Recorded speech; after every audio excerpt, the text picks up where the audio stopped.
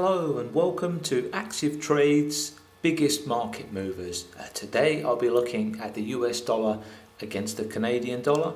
I'll be discussing the fundamental developments in this currency pair. I'll be having a brief recap of its trading history, and I'll also be identifying the key technical levels that you need to know on this currency pair. So as regards to the fundamentals, we have another US dollar pair that's continuing to look past the upcoming election in America, and we've seen that this currency pair has been following the overall US dollar theme of a continued strengthening US dollar, and we can see that we're starting to approach some very interesting technical levels that we'll be looking at in a minute. And this is a currency pair that may be affected by the US GDP result for the third quarter, which will be released today. And of course, if we have a look at other things that are affecting the US dollar against the Canadian dollar, we can have a look at the recent comments or the conflicted comments that are coming out of the upcoming OPEC meeting.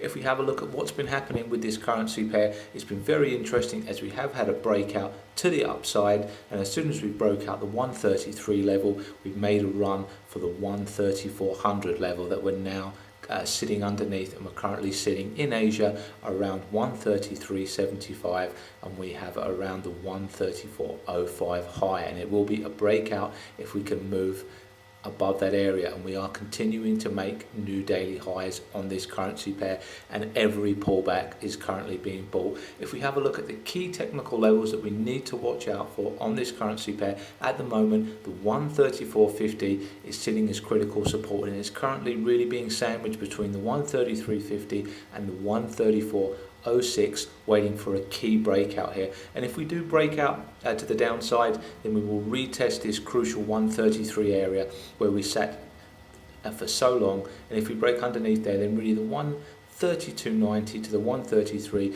will be a crucial testing ground for this currency. It's already survived a technical test earlier in the week and was balled up sharply, so if we do move down there, it may be another opportunity for traders to get long. If we do break this area, then of course we have the old area of support, which will be the 130.170, and this is really a crucial area for this pair. If we do get a move underneath to this level, it will be a case of bearish below this level, and of course the bulls do have a chance all the time we're above this key level, because it has been an old testing ground for this currency, and it may be somewhere that the market needs to test technically. If we have a look more interestingly to the upside and go with the overall theme of strength in this currency, if we break out from the 134.05, then we head up to the old area, an old Fibonacci and a very large area of resistance for this currency pair, but it'd be 134.55, and that is really a mega level on this currency pair. Once we're above there, there's not a lot to stop this